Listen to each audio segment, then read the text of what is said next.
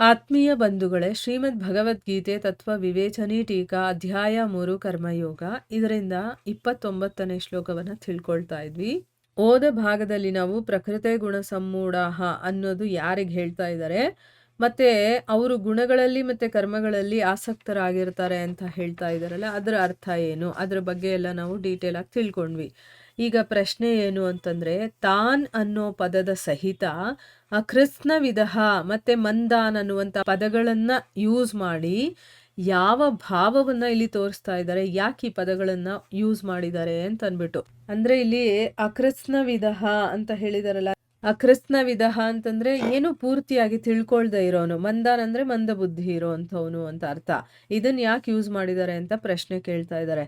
ಅದಕ್ಕೆ ಉತ್ತರ ಏನು ಅಂತಂದ್ರೆ, ಈ 3 ಪದಗಳಿಂದ ಮೇರೆ ತಿಳಿಸಿದ ಅಂದ್ರೆ ಈಗ ಇದಕ್ಕೆ ಮುಂಚೆ ಹೇಳಿದ್ರಲ್ಲ, ಆ ಶ್ರೇಣಿಯ ಸಕಾಮ ಮನುಷ್ಯರು ಏನು ಮಾಡ್ತಾರೆ, ಯಥಾರ್ಥ ತತ್ವವನ್ನ ಅಂದ್ರೆ ಅದು ತತ್ವ ಹೇಗಿದೆಯೋ ಹಾಗೆ ತಿಳ್ಕೊಂಡಿಲ್ಲ ಅಂತಂದ್ರೂ ಕೂಡ, ಅಂದ್ರೆ ಅವರು ಯಾಕೆ ಶಾಸ್ತ್ರಗಳಲ್ಲಿ ಈ ರೀತಿ ಹೇಳ್ತಾ ಇದ್ದಾರೆ ಅನ್ನೋದನ್ನ ಕಂಪ್ಲೀಟ್ ಆಗಿ ತಿಳ್ಕೊಳ್ದೇ ಇದ್ರೂ ಕೂಡ ಶಾಸ್ತ್ರೋಕ್ತ ಕರ್ಮಗಳಲ್ಲಿ ಮತ್ತೆ ಅದರ ಒಂದು ಫಲಗಳಿರುತ್ತಲ್ಲ ಅದರಲ್ಲಿ ಶ್ರದ್ಧೆ ಇರುತ್ತೆ. ಶಾಸ್ತ್ರದಲ್ಲಿ ಹೇಳಿದರೆ ಮಾಡಬೇಕು, ಅದರಿಂದ ಈ ಫಲ ಬರುತ್ತೆ, ಅದಕ್ಕೋಸ್ಕರ ನಾನು ಮಾಡಬೇಕು, ಇಷ್ಟು ಮಾತ್ರ ಗೊತ್ತಿರುತ್ತೆ. ಆದರೆ ಅದರ ತತ್ವ ಏನು, ಅದರ ಒಳಾರ್ಥ ಏನು, ಅದ್ರ ಬಗ್ಗೆ ಎಲ್ಲ ಅವರು ತಲೆ ಕೆಡಿಸ್ಕೊಳ್ಳೋದಿಲ್ಲ.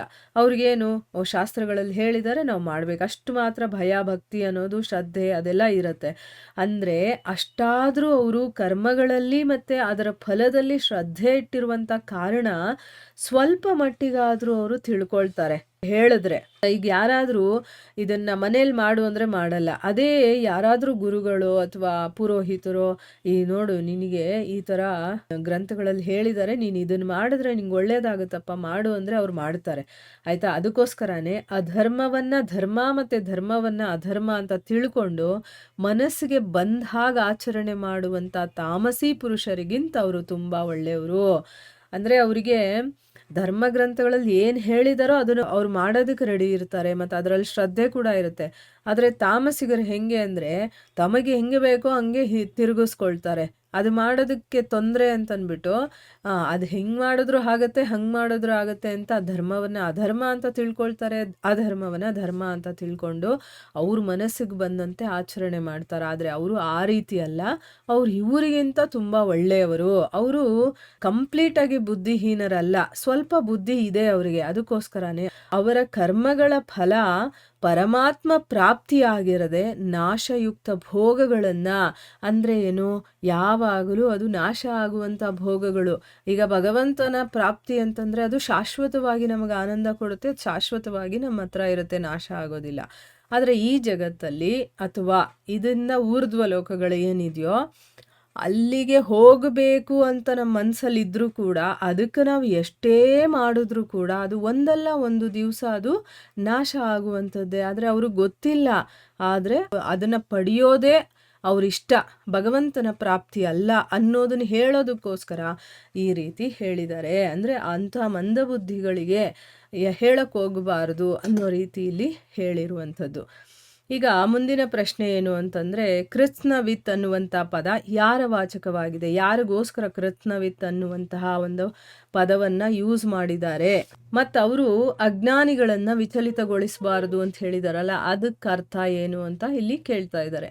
ಈಗ ಉತ್ತರ ಏನು ಅಂತಂದರೆ, ಹಿಂದೆ ಹೇಳಿರೋ ಪ್ರಕಾರ, ಈ ಮುಂಚೆನೆ ಈಗ ನಾವು ತಿಳ್ಕೊಂಡ್ವಲ್ವಾ, ಅದರ ಪ್ರಕಾರ ಗುಣವಿಭಾಗ ಮತ್ತು ಕರ್ಮ ವಿಭಾಗದ ತತ್ವಗಳನ್ನು ಪೂರ್ಣವಾಗಿ ತಿಳ್ಕೊಂಡು ಪರಮಾತ್ಮನ ಸ್ವರೂಪವನ್ನು ಪೂರ್ಣ ರೂಪದಿಂದ ಯಥಾರ್ಥವಾಗಿ ತಿಳ್ಕೊಂಡಿರ್ತಾನಲ್ಲ, ಅಂಥ ಜ್ಞಾನಿ ಮಹಾಪುರುಷನ ವಾಚಕವಾಗಿ ಇಲ್ಲಿ ಕೃತ್ಸ್ನವಿತ್ ಅನ್ನುವಂಥ ಪದ ಇದೆ. ಈಗ ಅಕೃತ್ಸ್ನವಿತ್ ಅಂತಂದರೆ ತಿಳ್ಕೊಳ್ದೇ ಇರೋನು, ಕೃತ್ಸ್ನವಿತ್ ಅಂದರೆ ಕಂಪ್ಲೀಟಾಗಿ ನಾಲೆಡ್ಜ್ ಇರೋನು ಅಂತ ಅರ್ಥ. ಮತ್ತು ಅವರು ಅಜ್ಞಾನಿಗಳನ್ನು ವಿಚಲಿತಗೊಳಿಸಬಾರ್ದು ಅಂತ ಹೇಳಿದಾರಲ್ಲ, ಇದನ್ನು ಹೇಳಿ ಭಗವಂತ ಏನು ಹೇಳಕ್ಕೆ ಹೊರಟಿದ್ದಾನೆ ಅಂತಂದರೆ, ಕರ್ಮಗಳಲ್ಲಿ ಯಾವಾಗಲೂ ನಿರತರಾಗಿರುವಂತಹ ಅಧಿಕಾರಿ ಸಕಾಮ ಮನುಷ್ಯರು ಕರ್ಮ ಅತ್ಯಂತ ಪರಿಶ್ರಮ ಸಾಧ್ಯವಾದದ್ದು. ಅಂದರೆ ಈಗ ನಾವೇನಾದರೂ ಅವ್ರಿಗೆ ಹೇಳಿಬಿಟ್ರೆ ಅವಾಗ ಅವರು ಹೆಂಗೆ ಯೋಚನೆ ಮಾಡ್ತಾರೆ ಸಕಾಮ ಪುರುಷರು ಅಂತಂದರೆ, ಕರ್ಮ ತುಂಬ ಕಷ್ಟಪಟ್ಟು ಮಾಡಬೇಕಾಗಿರುವಂಥದ್ದು. ಆ ಕರ್ಮಗಳಲ್ಲಿ ಏನಿದೆ, ಈ ಜಗತ್ತೇ ಮಿಥ್ಯೆ, ಸಮಸ್ತ ಕರ್ಮಗಳು ಕೂಡ ಬಂಧನಕ್ಕೆ ಕಾರಣವಾಗಿದೆ. ಇಂಥ ಉಪದೇಶವನ್ನು ಕೊಟ್ಟಾಗ ಶಾಸ್ತ್ರವಿಹಿತ ಕರ್ಮಗಳಿಂದ ವಿಮುಖರನ್ನಾಗಿಸೋದು ಮತ್ತು ಅವುಗಳಲ್ಲಿ ಅವರಿಗೆ ಶ್ರದ್ಧೆ ಮತ್ತು ಅಭಿರುಚಿಯನ್ನು ಕಡಿಮೆ ಮಾಡೋದು ಸರಿಯಲ್ಲ. ಯಾಕೆ ಅಂತಂದರೆ ಹೀಗೆ ಮಾಡೋದ್ರಿಂದ ಏನಾಗುತ್ತೆ, ಅವರು ಕೆಳಗಡೆ ಬೀಳುವಂಥ ಸಂಭವ ಇದೆ. ಅಂದರೆ ಅರ್ಥ ಕೆಳಗಡೆ ಬೀಳೋದು ಅಂತಂದರೆ ಶಾರೀರಿಕವಾಗಿ ಬೀಳೋದಲ್ಲ, ನಾವು ಮಾಡ್ತಾ ಇರೋ ಸಾಧನೆಯಿಂದ ಕೆಳಗಡೆ ಬೀಳೋದು ಅಂತ ಅರ್ಥ. ಅದಕ್ಕೋಸ್ಕರನೇ ಶಾಸ್ತ್ರವಿಹಿತ ಕರ್ಮಗಳಲ್ಲಿ, ಅವುಗಳ ವಿಧಾನ ಮಾಡುವ ಶಾಸ್ತ್ರಗಳಲ್ಲಿ ಮತ್ತು ಅವುಗಳ ಫಲದಲ್ಲಿ ಆ ಜನರ ವಿಶ್ವಾಸವನ್ನು ಸ್ಥಿರವಾಗಿಸ್ತಾ ಇನ್ನೂ ಚೆನ್ನಾಗಿ ಅವರಿಗೆ ಸ್ಥಿರಪಡಿಸ್ಬೇಕು. ಅವರಲ್ಲಿರುವಂಥ ವಿಶ್ವಾಸವನ್ನು, ಅವರಿಗೆ ನಿಜವಾದ ತತ್ವಗಳನ್ನು ತಿಳಿ ಹೇಳಬೇಕು. ಅಂದರೆ ಹೇಗೆ ಅವರನ್ನು ಟ್ರೈನ್ ಮಾಡಬೇಕು ಅಂತ ನಾವು ಹೇಳುಗರು ಇರ್ತೀವಲ್ವ, ಅವ್ರು ಯೋಚನೆ ಮಾಡಬೇಕು. ಈಗ ನಮ್ಮ ಮುಂದೆ ಒಬ್ಬ ಮನುಷ್ಯ ಕೂತಿದ್ದಾನೆ, ಅವನು ಸಕಾಮ ಭಕ್ತ ಅಂತ ಇಟ್ಕೊಳ್ಳಿ. ಅಂದರೆ ಏನು, ಕಾಮನೆಯನ್ನು ಇಟ್ಕೊಂಡು ಅವನು ಶಾಸ್ತ್ರಗಳಲ್ಲಿ ಏನು ಹೇಳಿದಾರೋ ಅದನ್ನೆಲ್ಲ ಮಾಡಿಕೊಂಡು ತನ್ನ ಭೋಗಗಳನ್ನು ಭೋಗಿಸ್ಕೊಳ್ತಾ ಇರ್ತಾನೆ. ಈಗ ಆ ಮನುಷ್ಯನಿಗೆ ನೀನು ಕರ್ಮ ಮಾಡಬಾರ್ದು, ನೀನು ಅಕರ್ಮ ಮಾಡಬೇಕು, ಈ ಜಗತ್ತೇ ಸುಳ್ಳು, ಎಲ್ಲ ಕರ್ಮಗಳನ್ನು ಮಾಡ್ತೀಯಲ್ಲ ಅದೆಲ್ಲ ಬಂಧನಕ್ಕೆ ಕಾರಣವಾಗುತ್ತೆ, ಹಾಗೆ ಹೀಗೆ ಅಂತ ಉಪದೇಶ ಮಾಡಿದ್ರೆ ಅವನೇನು ಮಾಡ್ತಾನೆ, ಹೌದಾ, ಅಯ್ಯೋ ನಾನು ಇಷ್ಟು ದಿವಸ ಕಷ್ಟಪಟ್ಟು ಮಾಡ್ತಾ ಇದ್ನಲ್ಲ, ಇದೆಲ್ಲ ಮಾಡೋದು ಸರಿ ಅಲ್ವಾ, ಈ ಜಗತ್ತೇ ಮಿಥ್ಯನಾ, ಹಾಗಾದರೆ ನಾನು ಇನ್ಮೇಲೆ ಕೆಲಸನೇ ಮಾಡೋದಿಲ್ಲ ಅಂತ ಅಂದ್ಬಿಟ್ಟು ಕೂತ್ಕೊಂಡ್ಬಿಡ್ತಾನೆ ಅವನು. ಆಮೇಲೆ ಏನಾಯಿತು, ಈಗ ಅವ್ನು ಮಾಡ್ತಾ ಇರುವಂಥ ಕರ್ತವ್ಯ ಕರ್ಮನೂ ಮಾಡೋದಿಲ್ಲ, ಹೋಗ್ಲಿ ವಿಹಿತ ಕರ್ಮಗಳಲ್ಲೂ ಅವನಿಗೆ ಆಸಕ್ತಿ ಇರೋದಿಲ್ಲ. ಯಾಕೆಂದರೆ ಕೆಲಸ ಮಾಡೋದೇ ವೇಸ್ಟು, ಬಂಧನಕ್ಕೆ ದಾರಿ ಅಂತಂದಮೇಲೆ ನಾನು ಯಾಕೆ ಮಾಡಬೇಕು ಅನ್ನುವಂಥ ಮನಸ್ಥಿತಿಗೆ ಅವನು ಬಂದ್ಬಿಡ್ತಾನೆ.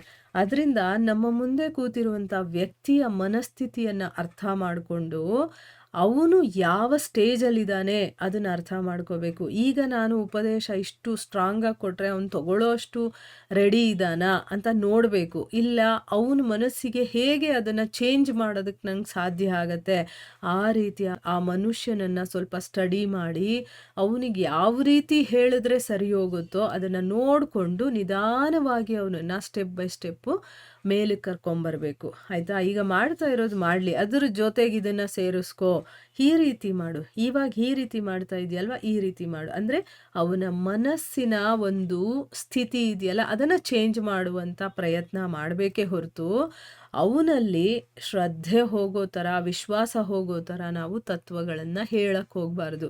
ಆಯಿತಾ, ಇನ್ನೂ ಅವನಲ್ಲಿ ಆ ಶ್ರದ್ಧೆ ವಿಶ್ವಾಸ ಅನ್ನೋದು ಇನ್ನೂ ಸ್ಟ್ರಾಂಗ್ ಆಗಬೇಕು. ಅದಕ್ಕೆ ಏನಾದರೂ ಹೇಳೋದಿದ್ರೆ ಆ ರೀತಿಯ ತತ್ವಗಳನ್ನು ನಾವು ಅವನಿಗೆ ಹೇಳ್ಕೊಡ್ಬೇಕು. ಎಷ್ಟು ನೀಟಾಗಿ ಹೇಳಿದ್ದಾರೆ ನೋಡಿ. ಇಲ್ಲಿಗೆ ನಾವು ನಿಲ್ಲಿಸೋಣ. ಇದರ ಮುಂದುವರೆದ ಭಾಗ ಇದೆ, ಅದನ್ನು ನಾವು ಮುಂದಿನ ಭಾಗದಲ್ಲಿ ತಿಳ್ಕೊಳ್ಳೋಣ. ಹರೇ ಕೃಷ್ಣ.